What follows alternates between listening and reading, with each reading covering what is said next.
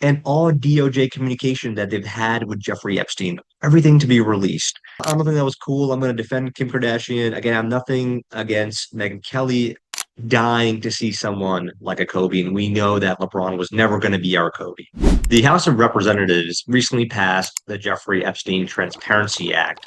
In this act, 434 people voted for it, and only one guy decided to be a contrarian from, I believe, Tennessee. His name is Clay Higgins, and voted against it. And if you actually look at the breakdown of this bill, and I'll tell you what's in it, it's everything, all this information has to be released within 30 days after the bill is passed. Jeffrey Epstein, if your name is Jeffrey Epstein, you're probably going to be on the Department of Justice report somewhere. Ghislaine Maxwell, his flight information, this is what's really important, his associations with government officials, celebrities, public figures, and uh, foreign investors, his money networks, foundations, and companies, his investigations, his arrest plea deals, immunity agreements, and settlements, and all DOJ communication that they've had with Jeffrey Epstein, everything to be released within 30 days if this bill gets passed, and it will get passed. It's not if, it's when this bill will get passed. And you already have people on the left blaming that President Trump is guilty by association because his name is on the list. Okay, well, Bill Clinton's name is on the list.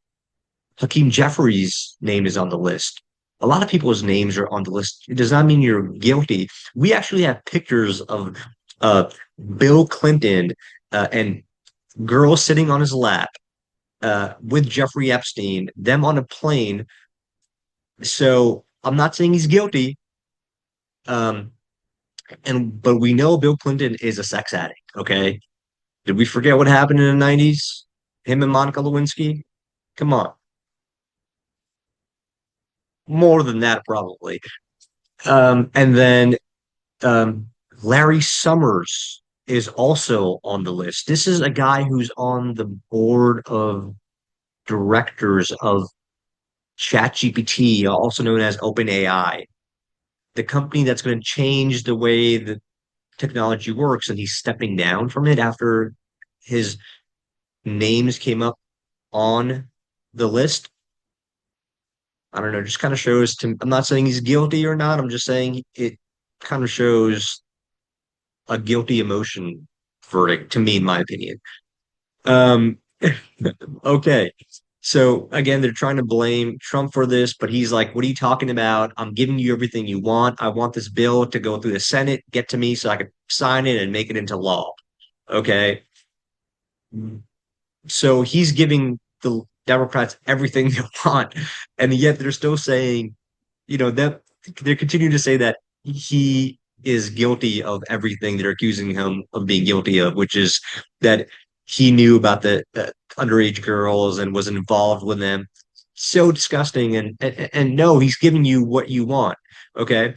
Now let me tell you what this is. This is exactly the same thing.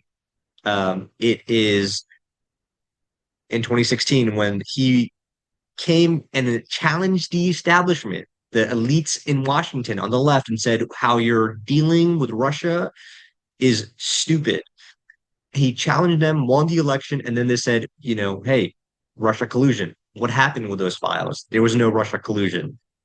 But we do know what happened with Joe Biden's son, Hunter Biden, and Hunter Biden laptop. Oh, there's nothing on the laptop. Oh, really? Oh, what's him doing crack and with alleged underage girls? Okay.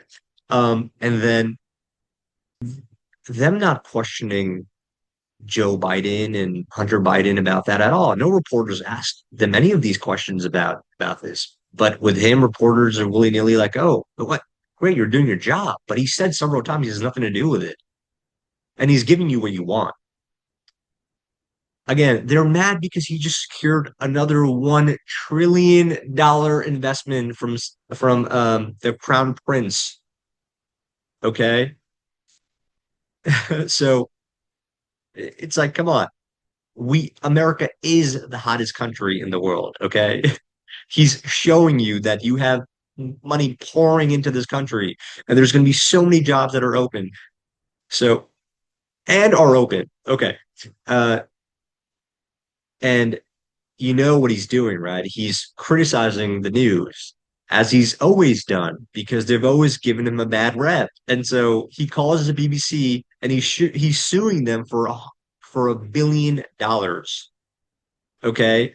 Because what they did to him, and Megyn Kelly did a great piece on this. The BBC contorted Trump's mis something Trump had said on January in January 2020, where he gave a 24-page speech. They took the first part of that speech and the second part of the speech and combined it. It made it look like he said, "I'm going to go down there and march with you, and we're gonna fight like hell." You missed 23 pages, and so inside the BBC there was a whistleblower who said to BBC, like, what you're doing is not right. You're not following the law. He's the person who pretty much tells them that you have to stay within the legal bounds and you're not. And they ignored him, pretty much compliance. They just didn't care. They went with it, and then they got their ass handed to them. And now he's suing them for $1 billion because they made it look like he incited insurrection when he did not. And we found out he did not. And now it's the Epstein stuff. I want to talk about Megyn Kelly just for a little bit because she did a great job of uncovering this piece. But as I was watching her segment, she disses Kim Kardashian and calls her a bunch of names, including saying that she's not going to respect Kim Kardashian.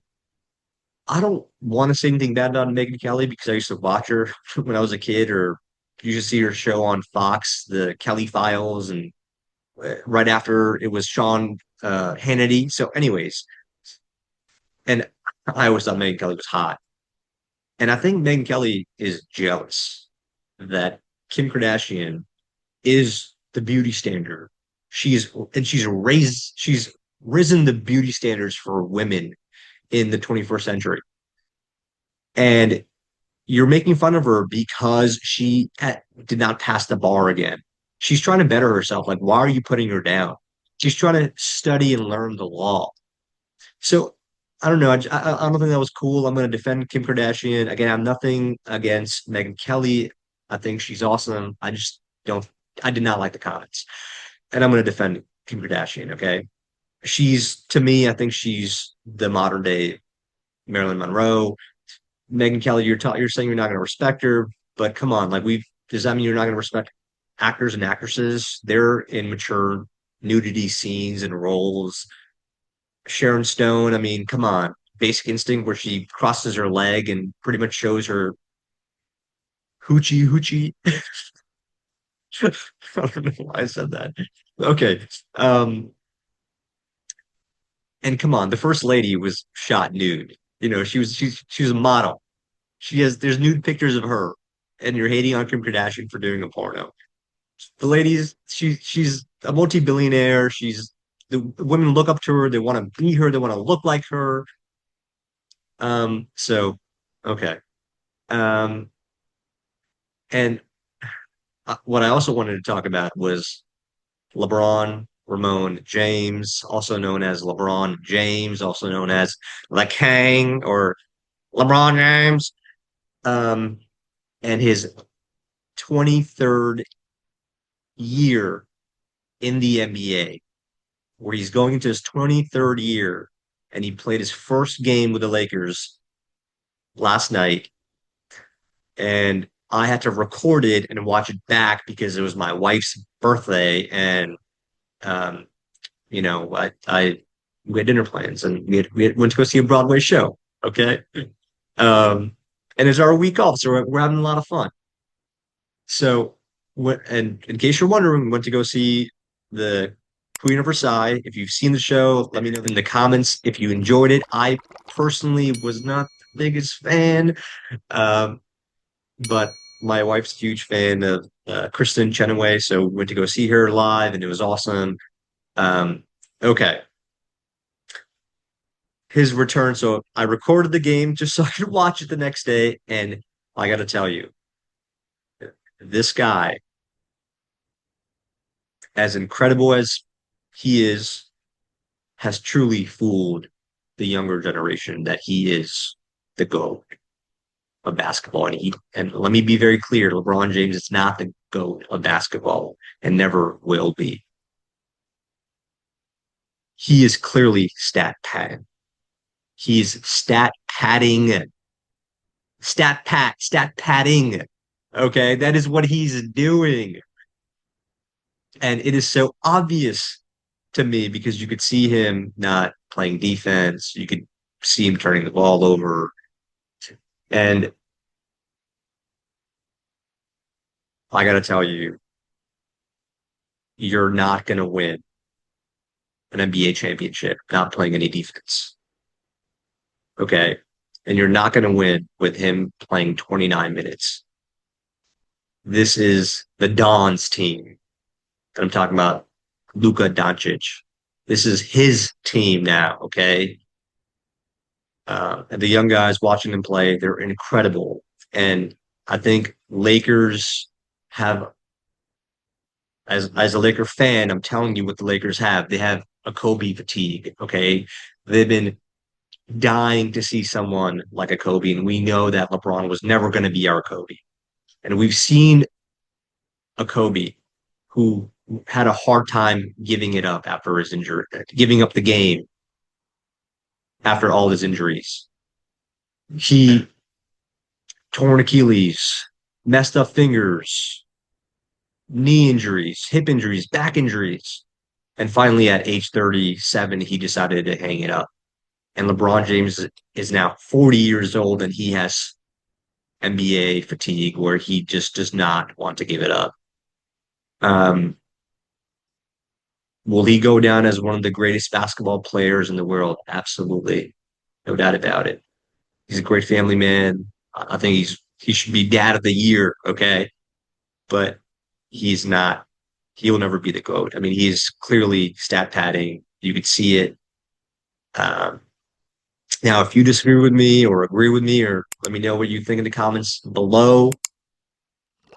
But thank you for watching this episode. Consider subscribing, liking the channel and the community.